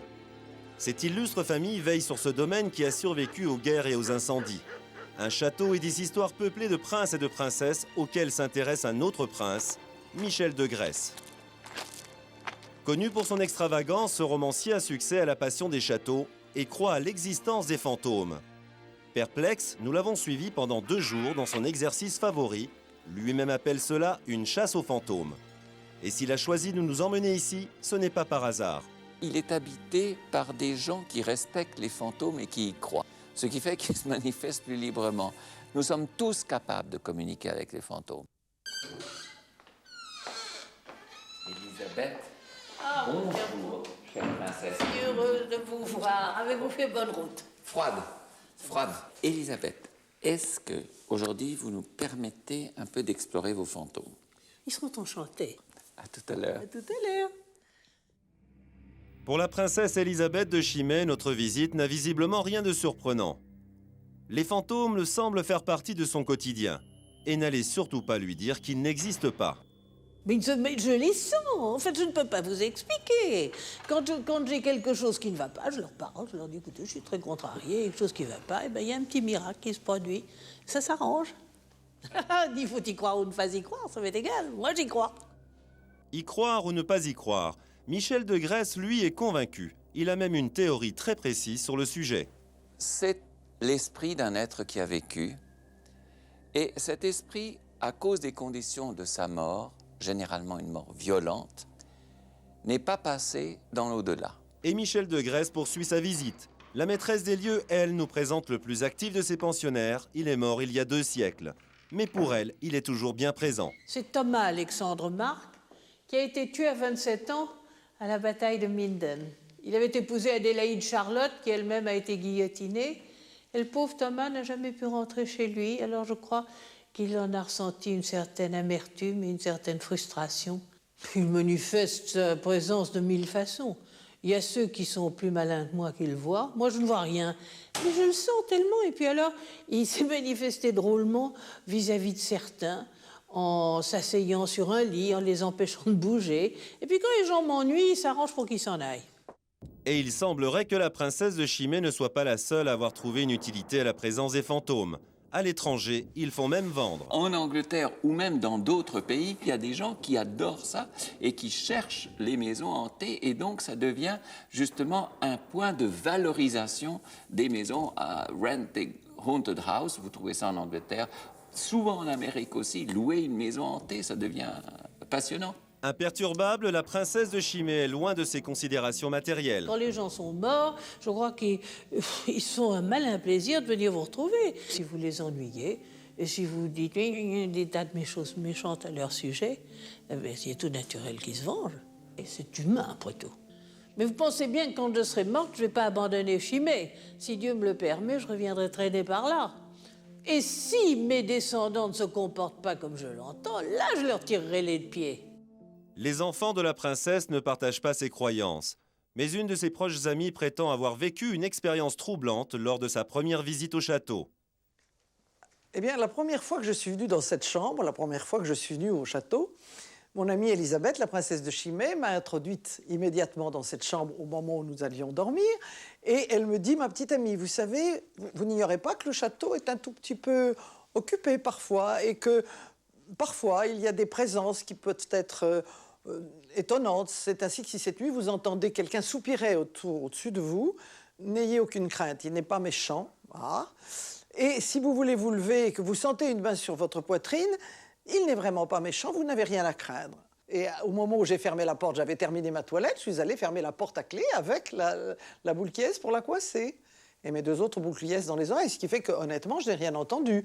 Mais quand vous vous réveillez dans une chambre que vous avez occupée toute la nuit, que vous avez fermée consciencieusement parce que vous aviez un tout petit peu peur, il faut le dire, et que vous retrouvez la porte ouverte, j'ai été étonné. Simple hallucination ou farce? Il n'en faut en tous les cas pas plus pour alimenter la rumeur, comme en témoigne cette habitante de Chimay. Je pense que les gens qui ont vécu au château avaient des personnalités tellement fortes qu'ils en ont imprégné les murs de leur présence et de leurs souvenirs, de leurs nombreux souvenirs, ce qui ferait que, pour moi, ils auraient laissé des fantômes. Les châteaux, les palais ont toujours été des lieux de pouvoir. Donc le pouvoir attire les jalousies, les drames, les assassinats, les intrigues, les passions. Donc il y a beaucoup plus de fantômes créés par les tragédies qui se trouvent dans les lieux de pouvoir. C'est aussi simple que ça. Croyante, la princesse de Chimay préfère pour calmer les esprits faire appel au service d'un prêtre exorciste. Vous savez, il y a toujours des natures inquiètes. On s'imagine que les fantômes sont des choses terrifiantes qui arrivent avec des draps blancs et des chaînes, mais c'est pas du tout ça. Mais enfin, pour apaiser les esprits tourmentés, il vaut mieux demander à un exorciste, parce que comme ça, on est tranquille. Et puis tout le monde est content. Il arrive parfois qu'il y ait des phénomènes bizarres. Je pense à ce qui est arrivé dans la petite maison là, de l'entrée du château, où, dans le mur, et on entendait des bruits bizarres. Et puis, on a démoli la muraille et on a trouvé un enfant qui avait été muré là-dedans. Il est bien évident que si un exorciste était arrivé, il aurait mis de l'ordre et on n'aurait plus été embêté. Pour Michel de Gresse, le théâtre du château est le lieu le plus peuplé de fantômes. Pourtant, face à notre caméra, il ne voit et ne ressent rien, même s'il affirme que ce n'est pas toujours le cas. De temps en temps, on a simplement l'impression qu'il y a une présence, c'est-à-dire qu'on a la certitude qu'il y a quelqu'un d'autre dans un environnement. D'autres fois, petit à petit, on voit des êtres, on voit si une femme, un homme, comment est habillé, tout ça. Ces manifestations ne sont jamais gratuites, en ce sens qu'elles ont toujours un sens ou un but. La princesse de Chimay organise chaque année dans ce théâtre un festival de musique classique. En 1995, un musicien aurait été témoin de quelque chose. Nos petits musiciens qui étaient venus pour le concours, il nous a raconté qu'il était en train de répéter. Et au pied de cette loge, il était 10 h du matin, il a aperçu un homme en tenue de soirée et qui fumait et qui lui a dit « N'ayez pas peur, continuez à jouer, j'adore la musique, c'est pour ça que je suis là. » Alors on lui a montré des photos différentes tout de même, sans rien lui dire, et il est tombé en arrêt sur une photo qui est là. C'était très clair, c'était mon mari, et il était mort depuis 1 an ou 2. Au cours du tournage de ce reportage, notre équipe n'a été témoin d'aucune apparition, ni du moindre phénomène étrange. Chimay, le 19 septembre 1872. Nous avons simplement constaté que le passé est ici omniprésent. C'est peut-être ce climat qui permet à ceux qui veulent y croire de sentir des présences et pourquoi pas de voir des fantômes. Heureusement pour nous qu'il y a les fantômes, parce que s'il n'y avait que les vivants, eh bien la vie serait bien assommante. Docteur Olas, comment vous expliquez, vous, médecin, cette conviction objectivement sincère de la princesse, elle croit aux fantômes? Alors je vais vous faire un aveu. À mon sens, il s'agit d'une vieille excentrique qui reçoit des excentriques et qui se raconte des histoires d'excentriques. Point. D'accord. C'est-à-dire que pour vous, elle n'y croit pas réellement? Ah mais si, mais elle y croit. Mais bien sûr qu'elle y croit. Elle est sincère, elle a l'air sincère en tous les cas. On croit que peut-être qu'il y a un peu de jeu aussi. Hein. Cela dit, comment vous expliquez dans ces cas-là que les invités qu'elle reçoit au château très régulièrement, eh bien, certains d'entre eux affirment, c'est leur témoignage, c'est leur bonne foi, affirment avoir été témoins de choses étranges. Mais pourquoi? Écoutez, elle est gentille comme tout, cette vieille. Hein, elle doit recevoir... C'est une princesse. En plus, c'est une princesse avec une histoire vraisemblablement étonnante. Pourquoi ses amis à elle iraient la contredire? Pourquoi lui ferait-il de la peine? Mais moi, là, je fais de la psychologie de concierge, là. Bon, enfin, ils entretiennent ce mythe. Bon, c'est plutôt sympathique, mais on va pas en faire un plat. Et les gens qui entendent des bruits, des esprits frappeurs, enfin, il y a quantité de témoignages, hein, souvent, de murs qui résonnent, d'apparitions étranges. Oui, lorsqu'il y a une enquête sérieuse qui est faite, très souvent, ces phénomènes apparemment extraordinaires se résument à des phénomènes ordinaires. Ça voulait dire des canalisations qui font oui, du voilà, bruit, etc., des choses comme ça. Des choses comme ça. Lorsqu'il y a apparition, vision, alors là, ça se résume à des pathologies mentales qui peuvent être de l'ordre du délire, effectivement, du délire hallucinatoire. Bon, qu'est-ce que vous voulez, des fous, il y en a. Hein. Bon. La communauté scientifique n'a jamais accrédité un témoignage comme étant quelque chose de réellement troublant. Jamais. D'accord. Jamais. Et est-ce que c'est grave, docteur, de croire aux fantômes? Oh, je pense pas. Non. Non, si ça reste au niveau de la croyance et que ça entraîne pas des mouvements sectaires, des choses comme ça. Messieurs, juste pour conclure, on a abordé différents thèmes ce soir. Alors, pour essayer de résumer, est-ce qu'il y a des choses qui vous troublent objectivement dans ce qu'on a vu et des choses réellement sur lesquelles vous êtes catégorique? Alors, docteur, on a vu que pour vous, les guérisseurs, c'était intéressant. Oui, c'est tout à fait intéressant parce que ça permet à la médecine de s'interroger sur ses failles, parce que la médecine académique, scientifique, etc., a des failles terribles sur la prise en charge psychologique des malades. Ça, c'est une évidence. Le reste, je suis désolé, c'est de la couillonnade. Sylvain? Oui, j'ai un peu le même discours que le docteur, c'est-à-dire que moi, ma grand-mère fait du magnétisme, elle n'en tire aucun revenu, et c'est vrai qu'elle a des résultats très séduisants, mais elle considère elle-même que c'est simplement un don d'amour et d'attention et une démarche pour rassurer la personne qui est inquiète. Et on a un peu cette approche avec un hypnotiseur, avec un voyant, avec toutes ces sciences parallèles qui ne sont là ni plus ni moins que pour rassurer notre état d'être humain, notre condition humaine. Vous avez plutôt une certaine bienveillance tant qu'il n'y a pas une exploitation un peu mercantile ou quoi que ce soit. C'est ça, pour conclure.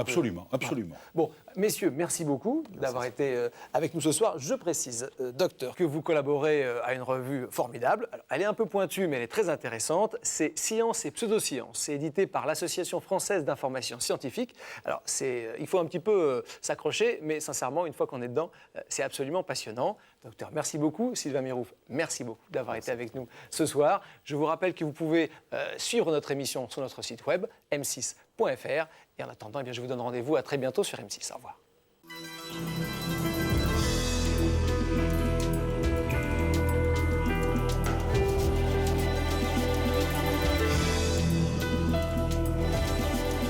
Normal, paranormal, continue sur m6.fr.